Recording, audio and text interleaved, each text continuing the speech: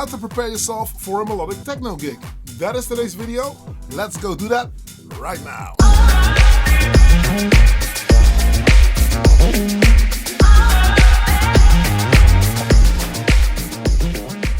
Hey, what's up? I'm Melodic Kitchen and thank you for checking out yet another video. If this is your first time here, don't hesitate to click subscribe, hit that notification bell because you'll be kept in the loop whenever I upload a new video. You won't miss out on anything. I think it's cool. Stay tuned to the end of this video. It's weird. I mean, I don't think I haven't missed a week of doing a video, but I did it this time because of the ADE. And a weird ADE it was. Due to COVID, I think the whole program was mashed up a little bit. And in my country, which is Holland, clubs are closing at 12 at night. It's really weird. So nightlife has switched towards the earlier part of the evening. So it's more of a festival kind of thing, and I have worked my way up to mastering my gig in such a way that I've got invited to play Pleinvrees. Now, I did not completely walked around with the camera because the stress levels were way too high and I wanted to really do this performance the best that I could. But I learned a lot of stuff, so I wanted to go over what actually happened. I mean, this is a lot of stuff went well and a lot of stuff just didn't work out at all at that set. But there was 1,000 people in that room. The sound system was amazing. You heard me talk about it for as long as this channel exists. So I think it's a moment. I think it's a moment that and I wanted to share that with you. So let's get into that today, shall we? Now, also a few weeks back you heard me say I will do something different with my community. The community is absolutely growing. I like it, and everybody that's really supporting the channel, thank you for being here. You're making it really worthwhile. It's really cool. So I'm actually going to make some music with you cats. So it's basically set up through the Patreon tiers. So the higher tiers on Patreon, the top tiers, I will make music with you. Your name will be on the release. Yeah, it's going to be Analog Kitchen and such and such, Analog Kitchen and so and so. Spoken to the label manager as well, so we are actually going to release those tracks. And then the second tier down, yeah, so those are my 192 high-res patrons. You guys get a chance to do a remix, basically, to do a remix of those tracks. You will actually be releasing records. I think it's a cool thing. So me just talking about it, I think it's cool, but to release tunes is really something else. So how does this work? I mean, what I usually do is I'll just set up a Dropbox kind of thing and then we'll just whiz over sounds. I'm a hybrid producer, so part of it will be made on my live set and part of it will be made on a DAW. So if you want to get in on that, be sure to just check out Patreon as well, you know, so it's going to be cool. What else can I tell you? Well, let's head over to the live set and I will go over a track that I did live and a few things that I managed to just do on the fly, which really convinced me again that playing live and doing it DAWless, playing melodic techno live, because I don't think that there's a lot of people that are actually doing it live on stage, but they're without a laptop anyway. So yeah, there's a few things that went well. There were a few nerve-wracking moments as well. I don't think the crowd picked up on it because I don't think that they've noticed that it happened, but it happened. So let's get over that and let's go do it right now. You ready? Let's go.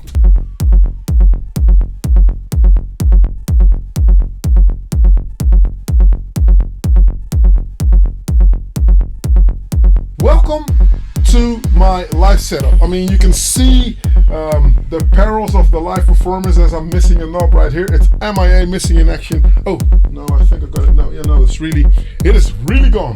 So ADE, the Amsterdam Dance Event, is one of those events. It's the most important sort of conference in the world where the whole dance music industry basically gets together, and yeah, it's a cool thing to represent yourself there. So a lot of party organizers and clubs and bookings agencies and everybody that are basically all gathering, and then there's a conference during the day and parties during the night. It's that simple. But now with COVID, obviously, and the legislation in Holland where the clubs need to close at 12 midnight, which is a bit weird, but still that is the case. So yeah, everything happened during the day, so I didn't really participate in the conference part of things. And I, for once, because I've been going to the ADE for close to 20 years already, and I do a lot of stuff for them as well. But this year was the first year that I can actually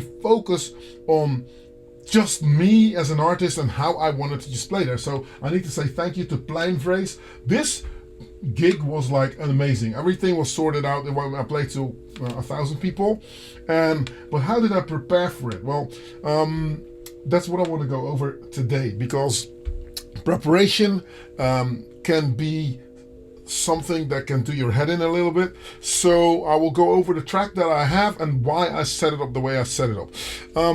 As you can see, I've got a Tetra here, the Akai MPC Live Mark 1, the Octatrack Mark 1. I love my black gear. So there's a Moog Mini Tower over here, there's a Model D over here, there's an Audio Things Micro Monster here, which didn't survive the onslaught of the performers, as it's missing one of the red knobs, so I need to fix that. And then there is the trusty Multiclock, which is a very important thing. I will tell you something that I've done, that I did while performing, while I can also tell you this thing is an amazing thing. Now, when you want to set yourself up for a gig and you're not sure what the crowd is going to be like, make sure that you do something dance music wise that will always work. Now, what always works is a measure in a pattern that will dictate the beat. So the kick drum obviously is 1, 2, 3, and 4. And then if you can do that on, for instance, a TB03, what I've got here, I will make a pattern that does the same thing. So when I play this, you can also hear that it's already bam, bam, bam, bam, bam. Now this is the thing, when you get to a club, the better the sound system is, the better this is going to work. Yeah. So as you can see on the Multiclock, this is channel 2. Usually I've got channel 1 dedicated to a thin sync machine like an 808 drum computer, or something that eats a trigger signal like the SH101, or it can just do another MIDI. But I'll leave the first of the channels always open, so I can send out an extra MIDI channel. Channel 2, however, is my trusty TB03, which you can hear over here. So I will start something like this and play around with the effects. And then on the first of my patterns, which I've got here on the next sequence page, I've got the first track, again, spaced out into 8 segments. Those 8 segments are 8 sequences, is the way they're called on the Akai MPC Live. But those sequences are patterns, if you will. And within those patterns, you can tell the Akai, okay, this pattern needs to be this long, that pattern needs to be that long. But obviously, with this track, the first one doesn't really hold that much information, as I'm just building up the track. So what we're going to do is enter it in like so. So first you hear that there's a bit of white noise that comes out of my sample pack with effects and drones, and then there's a pattern playing already. So at the end of the bar there's a riser, and at the beginning of the bar then there's a downshifter, is I think that's what they call it. Now obviously I've got a few things that are already working. If you can't dance to this, you don't have any business being on a dance floor, really, you know, really, to be honest. To recap, so what it is that you do is the launch controls over here. The launch controls map to the Akai MPC Live, right? Okay, so what I'll do is I'll start the track simple. You know, the lights in the room are dark. That's the thing. So obviously with the fly case, I'm so happy that I stick everything in the fly case, because you don't want to fiddle about with MIDI cables, audio cables, and all that kind of stuff, sync cables, even when the place is too dark. And the club was pretty dark. I will put some snippets here on screen so you can see what the gig looked like. So what I'll do is I'll start with the TB03, right? The clock is running. I've got the clock running on 125 BPM, which I think for melodic techno is a really wicked kind of flavor. It's a cool BPM. And then I'll start on pattern number 1, and we'll start with a kick like this. The SS Box 3 today is taking care of some sounds that are coming from the Octatrack. I've got the Octatrack sounds that I've got all the inputs sorted out with the synthesizers here. So the Tetra, the Model D, and the Mini Tower are going into the inputs. Then I've got the stereo output that's just coming out of going to the mixer, and then there's the Q output that I'm using as well to send a sound to the Acid Box 3, which is an absolute amazing Erica synth machine. And then out of the Acid Box 3 I got my filter, so I've got some sort of a thing that I can manipulate. Well, I'll get to that in a second. Now this is the first of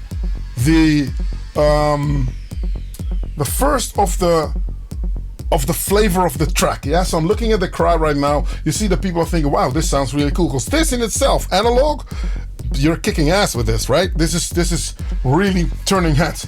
So what you want is to go to a different pattern 2.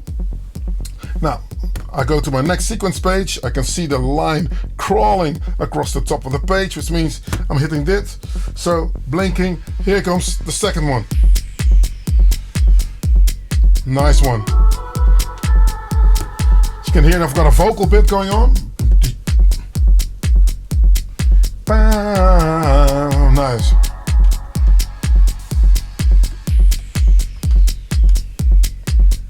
Now you don't have to do anything, because the sound has already been sorted out. I mean, the kick is sitting where it needs to sit, the loop is sitting where it needs to sit, and then the TBR3 just fits bang in the middle. When you turn it off, you hear? Now this travels when you get to the club. So I prepare myself and I'll go kick out, on. Nice one. Okay. On my next sequence page, I'm now looking at the crowd thinking, okay, where can I take this? Next sequence. I'm making the first drop.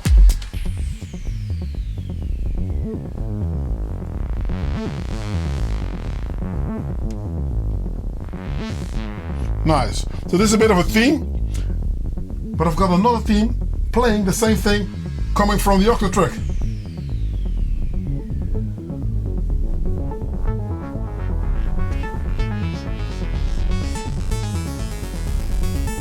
And you can hear that it makes an impact instantly.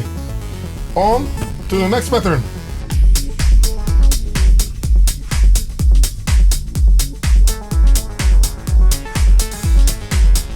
You can hear that more stuff starts to enter the room. Now by this time people think, hey, what was that record? Because I'm on pattern 4 already, out of my 8 patterns that make up the one track. But everybody's pretty much thinking, yeah, but what is happening? They're only now getting into the track. So the first things are just hypnotizing people to just like find out what your routine is. But by this time I think everybody knows we're in the zone. There's one thing that we don't really hear anymore. That's the TBO3. So we can either turn it up here, turn it up in the back, or we can work the filters.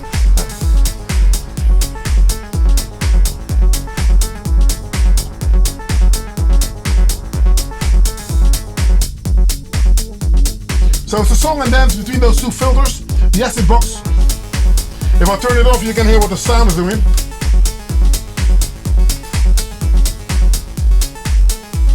You can hear that's the sound. I'll introduce the filter. Bassline. And in your mind, you're hearing the sound in the room, so you see that people are picking up on it. The thing that you don't want to do is force too many things at the same time on people. So it's either the TBO3. So when it's a TBO3, that means that this arpeggiated sound is going down. I'm just turning it down a little bit. And then if I want to switch it around, I'll make a bass line out of this, and I'll go here. Now it sounds like you don't really hear that the TBO3 is playing, but listen to this. You really miss it when it's not playing. Alright, turn it on. Ba-ba-dum, ba-ba-dum. Kick out. On to the next one.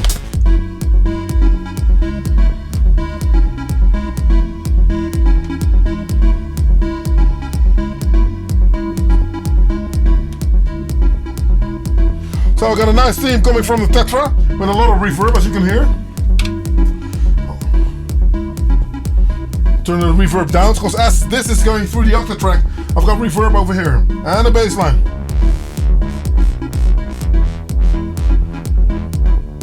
And go back.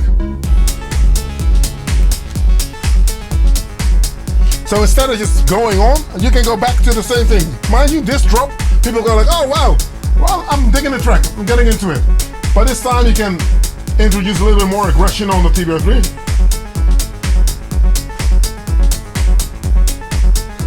Now we've done pattern 5, which was some sort of a rave thingy.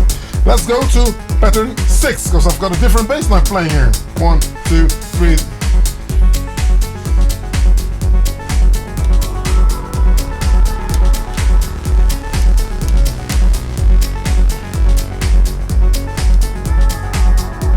And now the Dave Smith is also playing something else. It's playing now.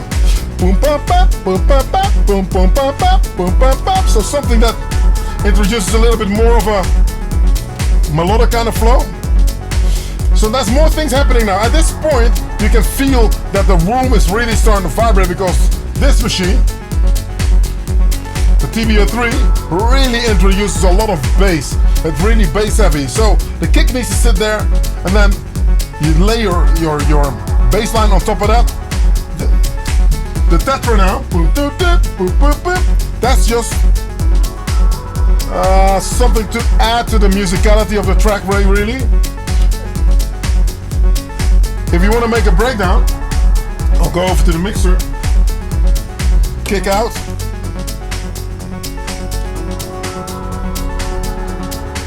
So it's that easy. From the minute the biggest sound on your track is taken out of the equation, now all of a sudden people start to focus on something else. So the payoff will be the kick entering the room again, and the sound system. By this time, I'm like maybe 10 minutes in. The sound guy has already figured out what my sound is, so he's adjusted levels. So when he enters the kick, when I enter the kick back in, he knows it's going to really work. So I've got my kick sitting here. What I will do is shorten the notes on the tetra again. Open the filter on the Model D.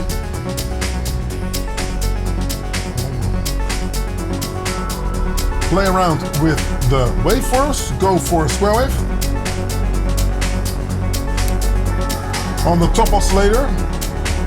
So basically what you have is the first of the 3 oscillators got like 32 in height. That's the low 32.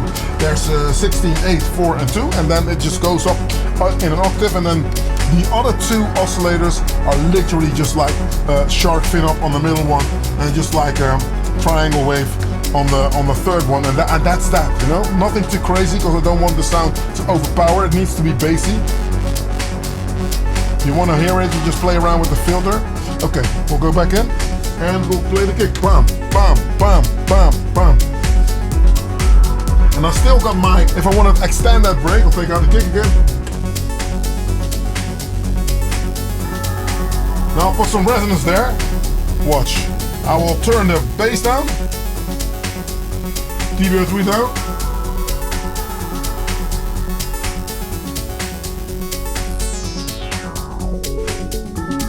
Let's introduce a little bit of an LFO here.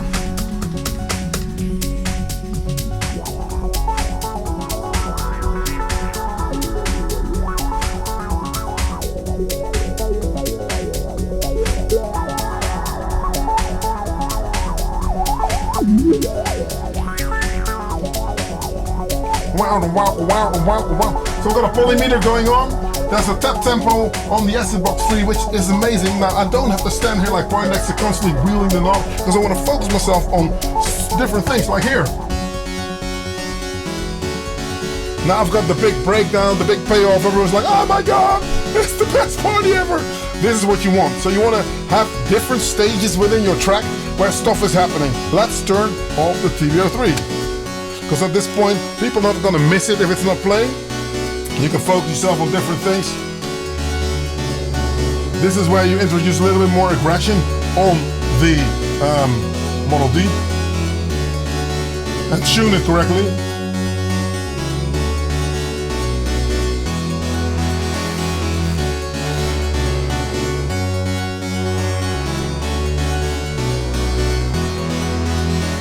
Go for the payoff here.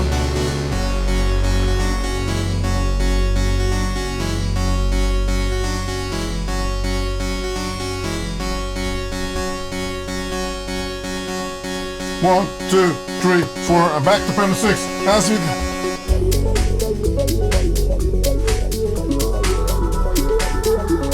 How nice is that? Let's do that again.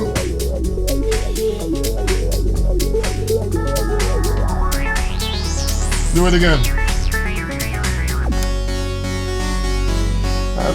And now when I'm going to end the beat back in the beat, I'll turn on the kick. That will help. 2. I turn on the TBO3. 1, 2, 3, and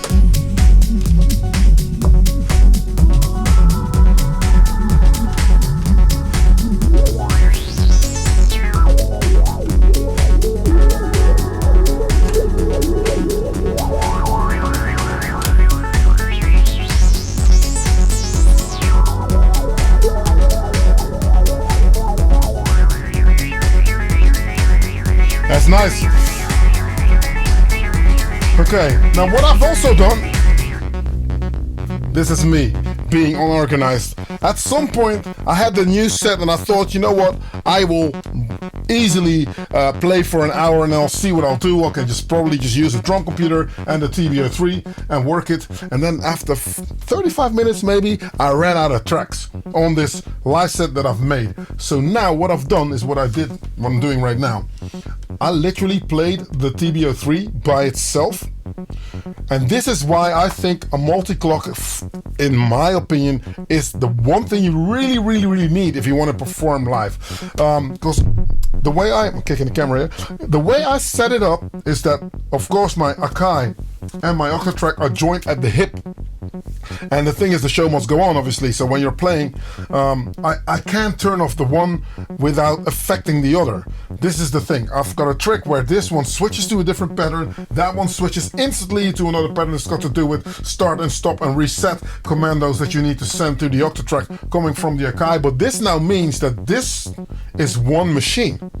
Those two machines are, yeah, playing in unison. So in order to start a new set, I needed to turn off, in the middle of my set, turn off the Akai, turn off the Octatrack. While at the Octatrack you can just load up a new track, turn down the faders on those two stereos and just play with this. Believe me, it was I felt it, you know. I was like, oh my god, especially since the Akai didn't really hurry up with getting the new track in there, but it worked. In the end of the day, it worked. So I had the new tracks under the faders, and then what I've also done is, because I work with different band members, that's the way it is, I can easily just then go to a different pattern, knowing that, oh, that corresponds with one of the tracks that I've got in here, and then when I enter the rest of the sounds in there, it'll work, you know? So that was a thing that that worked, but it was very hard. And at the same time, another thing that I forgot to take care of was that I updated the Akai. So what happened is, on my set now, all the USB ports for the different synths were not yet allocated. So I got to a track where the Model D was playing. It didn't use the Model D USB input. It just said like MPC-A or MPC-B. So another thing to do was, while I was playing a track, is to just like, same as here.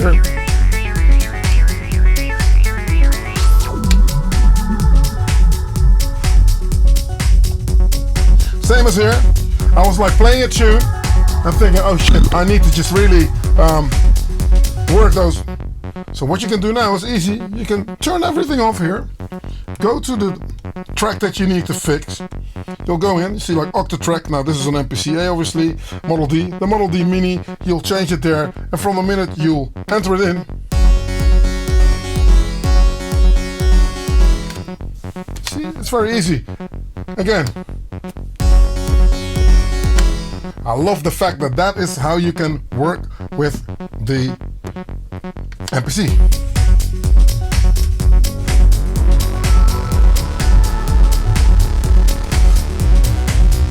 Obviously it wasn't ideal, but that's just what you see that happens. So I prepared something, but playing live, in my opinion, means you are doing certain things that are programmed, but there's a lot of stuff that happens that you have to take care of on the fly. Was it scary? Yes, it was scary. It was scary as hell. But at the same time, it pushed me out of my comfort zone. So I would always suggest that if you do something with your setup, don't go into don't make it too predictable. I mean, you can do, and a lot of people are going to hate me for saying it, but obviously that clip launching Ableton kind of vibe, it's easy and it works, but at the same time, how much surprise is in there though, you know? And what I want is, yeah, for some things to not work or to work differently, or I need to just like come out with an equation that I need to just solve, you know what I mean? And that worked. So this was the one track. This was the opening track that I did. Hopefully this kind of way of thinking and looking at things is helping you understand if you were going to perform, how you can prepare yourself for certain things. So in short, get something that sends out different kinds of MIDI trigger signals, obviously, because now this is off. 2, 3, break, boom. So if you're very quick on your feet, you can actually just like play around with this as well. You know, I've got another channel 4. That's when I bring external gear, or I will send that to somebody else. Maybe if somebody's got a different rig and we're playing together, you can send out a MIDI signal so you can get the whole signal over there into sync. It really works out pretty well. Now, I didn't really use the Micro Monster today, but that's because it's already suffering from the onslaught of the live set, so it's missing a knob, so we'll fix that. The Acid Box 3 is one of the best machines that you can ever use in terms of a dedicated filter. I love the filters on the Octatrack, but they're hidden away. I mean, me with my big fingers and with the red knobs, the filter is on this middle, sort of like middle of the 6, the top one. You know, and I don't want to accidentally hit something else. If I go to the filter page that's over here, then you know, you don't want to hit the Q. If I'm tweaking this, I'm hitting this. And I think that the filter it's got a certain character. I don't think it's very hands-on. I can stick it on the crossfader, but then it means I need to just let other things go. So what I would want is a dedicated filter, especially since I can route stuff through here, I can just determine what stuff can go through the Acid Box as well. So there's a bit of a batching sort of like thing going on within here, within the Octatrack, so I can determine what I want to send to the Acid Box 3 as well. And then on my different scenes I can have different, or on my different MIDI parts I should say, so for my MIDI here, on the different parts I can stick different outputs if I wanted to, and also with the different scenes I can do different things. So what comes out of this machine is something that I can just like also decide on the fly, which is a really, really cool feature. So I've been invited to do a World of Synths thingy for Bo Beats. Thanks, by the way, Bo, for inviting me for that. So I will go in and talk about the Acid Box 3, as I love it, love Erica Synths, love this machine. And come on, man, how sexy do those knobs look? You know what I mean? Come on, you know what I mean. It's just amazing. So I have got 2 record labels. One is called PSL, which is short for Pivotal Sound Lab, which is more housey, sort of like driving, bouncy house, tech house maybe, more the groovy kind of stuff. And then there is another one that's called MVVZ, am I saying that? Yeah, MVVZ, which is the Ministerie van Duistere Zaken. It actually translates in the Ministry of Dark Affairs. So that's self-explanatory. The music that will be released on there is not going to be tip-top bouncy bouncy. It's going to be more deep, more gritty. So it suits the live situation a bit more, I would say. Now I am setting up releases, maybe going to release it monthly or bi-monthly, baby. You know, I will set up an original, or set an original up with you guys out there, and then have 1 or maybe 2 originals and a few remixes on the thing. I will have to check whether it is something that the market will actually eat, yes or no, because I don't want to be experimenting too much. I want to experiment within a certain sort of like bracket or certain range. So the thing also is, I don't really believe you need to have like the upper skill level to participate into this kind of project, because I mean, if you can make one sound, it is cool. If you can make a whole track, it's cool. If you can make like a few things, or you can manipulate certain things, or you just want to just like modulate certain stuff, or you got like a sequence that you can make on your modular synthesizer, I don't think it needs to be stuck on the wall of the museum. I will work it into something. I think I've been doing it long enough that I can at least try to not screw it up completely, so I think it will be cool. And that's the whole production process. Now, what does everybody gain from that? What we gain from it is that we can actually work together, we can come together as a community, because I do think that the whole Patreon/Discord community on the Analog Kitchen page, it's amazing. I really love what's happening over there. And I did think on when I started out many years ago, how cool would it have been for me to have a community of people talking about stuff and discussing your setup. And you know, the worst thing, even to this day, the worst thing that you can have is insecurity. The one thing you would always try to just strive for is to like eliminate insecurities, and that's what I think you can do when there's strength in numbers. So obviously with this community, that's what we do. Even for me making records, I mean, I think I must have made about 300 or 400 records by this time. I've made enough tunes to last me a lifetime. What I could do without, though, was the insecurity of making sure that it was something that somebody would like, or did I do the right thing? Was it set up correctly? Was it mixed well? All those things I could have done without. I think it's part of the industry, obviously, but how cool is it that you can actually now turn around and say like, yo, you know what, this is my sound, what do you think of it? How did you like it? And yeah, as long as you can get the communication going and you get like a narrative on it, then it's cool. So I would like to think, can I migrate this into releasing records? Because I don't think a lot of people are doing that, you know? And I do think it's cool. Yeah, I mean, I get to release a lot of cool stuff with a lot of people. You guys get to release stuff, so I think it's a cool thing. Now, enough on that. That's how I was thinking on working that. Now, if you've got a plan or an idea or a suggestion, or you just think it's like crapola, leave a comment in the section below, which is where you can find links to the equipment as well, which are affiliate links, and where you can find links to Bandcamp and all that stuff, and also to Patreon. So if you want to get in on this,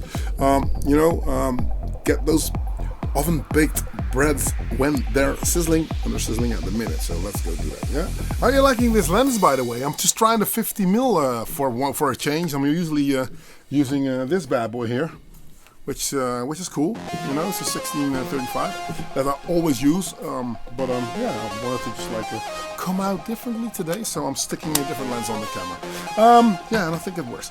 Anyway, so I hope that was helpful. There was a few tips and tricks that I thought that I picked up on that didn't really come up in the Just Studio sessions that I did, that I wanted to just like talk to you about. Yeah, it's really cool. It's been a really cool gig. It was nerve-wracking at first because I was still preparing when I went to the gig, so I was driving, and then I just hit like traffic. I was like, oh no, I need to be there at 6. You know what I mean? It looked like I was going to be late, and I still needed to set up, obviously, in a dark environment, which is the DJ boxes mostly are. But I got there on time, got everything set up, so yeah, it was a bit nerve-wracking, but it's all cool. So that's Pleinvrees. So I would like to say thank you to the good people over at Pleinvrees. I've really enjoyed myself. This is why I'm doing it. You know what I mean? This is why I love doing it anyway. So I'll catch you on the rebound. There's more shows coming soon. I would also like to say peace out to Mike Simmons and to Lorenzo Del Col that came out to my Sunday gig. They actually came to Amsterdam, and this to me was the first time where you patrons actually hooked up with me. So rock and roll! This is amazing. This is really cool. So I'm looking forward, as the world slowly opens up again, to meet all you guys out there and have a drink and have a laugh and talk since in real life, so to speak. So thank you for that. Links to the equipment, I think I said it. There's a note in the fold below, as well as my links to my music and links to the sample packs. Now I need to say the sounds that I'm using, most of them I make myself in a hybrid way as well. So there's things that I play off my synths, record them in the computer, work them in the computer, and stick them back on the live set again. And I've made a sample pack out of those, and which you can find following the link that is popping up right, I'm not sure, somewhere on the screen. So thank you for watching. Next week there will be a new video. Now if not anything else, I'll catch you on the rebound.